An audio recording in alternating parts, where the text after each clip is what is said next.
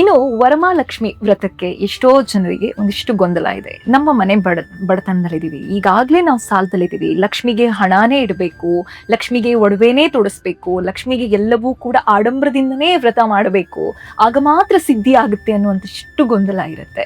ಅಂಥವ್ರಿಗೆ ಏನ್ ಹೇಳ್ತೀರಾ ಗುರುಜಿ? ಈಗ ಯಾರು ಹೇಳಿದ್ದು ಆಡಂಬರವಾಗಿ ಮಾಡ್ಬೇಕು ಅಂತ? ಲಕ್ಷ್ಮಿ ಅಂತಂದ್ರೆ ಆಡಂಬರ ಅಂತ ಅನ್ಕೊಳ್ತಾರೆ. ತಪ್ಪ ಅಭಿಪ್ರಾಯ.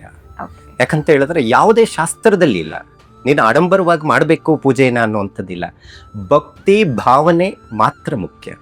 ಹಾಗಾಗಿ ನೀವು ಅನ್ಕೊಂಡಿರುವಂಥದ್ದು ತಪ್ಪು ಅಭಿಪ್ರಾಯ. ನೋಡಿ, ಯಾರೋ ಮನೆಯಲ್ಲಿ ಪಕ್ಕದ ಮನೆಯಲ್ಲಿ ಲಾಸ್ಟ್ ಇಯರು ಎಲ್ಲ ಉಡುಗೆಗಳು ಹಾಕಿ ತುಂಬಿಸ್ಬಿಟ್ಟಿದ್ರು. ಓ, ಏನು ಅಲಂಕಾರ, ಏನು ಅದ್ಭುತ, ವೈಕುಂಠದಲ್ಲಿರುವಂಥ ಶ್ರೀಮನ್ನಾರಾಯಣನ ಸಮೇತ ಲಕ್ಷ್ಮೀನ ಕರೆಸ್ಬಿಟ್ಟಿದ್ರು ಅಂತ ನೀವು ಅನ್ಕೋಬಹುದು. ಅವ್ರಿಗಿಂತ ಚೆನ್ನಾಗಿ ಮಾಡಬೇಕು ಅಂತ ಭಾವನೆ ಇರಬಹುದು. ಅದನ್ನು ನಾನು ವಾರ್ಗಿತಿ ಮಾಡ್ತಾ ಇದ್ದಾರೆ, ಅವ್ರಿಗಿಂತ ಚೆನ್ನಾಗಿ ಮಾಡಬೇಕು, ಎಲ್ಲ ಇಲ್ದಿರೋಂಥ ಒಡವೆಗಳೆಲ್ಲ ತಂದು ಹಾಕುವಂಥ ಪರಿಸ್ಥಿತಿ ನಾವು ನೋಡ್ತಾ ಇದ್ದೀವಿ.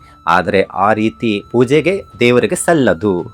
ಯಾವುದೇ ಕಾರಣಕ್ಕೂ ಆ ರೀತಿ ನೀವು ಪೂಜೆಯನ್ನು ಮಾಡಿದ್ರೆ ದೇವರಿಗೆ ಒಪ್ಪಿಗೆ ಆಗೋದೇ ಇಲ್ಲ. ಲಕ್ಷ್ಮಿ ಎಲ್ಲಿರ್ತಾಳೆ? ಭಾವನೆ ಮತ್ತೆ ದೈವ ಭಕ್ತಿ ಭಾವನೆಗಳಲ್ಲಿ ಯಾರು ಮುಳುಗಿ ಅವರು ಸಂಕಲ್ಪ ಮಾಡ್ತಾ ಇರ್ತಾರೆ ಪೂಜೆಯನ್ನು, ಅಲ್ಲಿ ಆಕೆ ಇರ್ತಾಳೆ. ಆಕೆನೇ ವರ ಕೊಡುವಂಥವಳು. ನಮಗೆ ಕಷ್ಟ ಸಮಸ್ಯೆಗಳಿದೆ, ನಮಗೆ ಬೇಕಾಗಿರುವಂಥ ಆರೋಗ್ಯ ಸಿದ್ಧಿ ಆಗಲಿ, ನಮಗೆ ಕುಟುಂಬ ಅಭಿವೃದ್ಧಿ ಆಗಲಿ ಅಂತ ವರ ಕೊಡೋಕೆ ಬಂದಿದ್ದಾರೆ.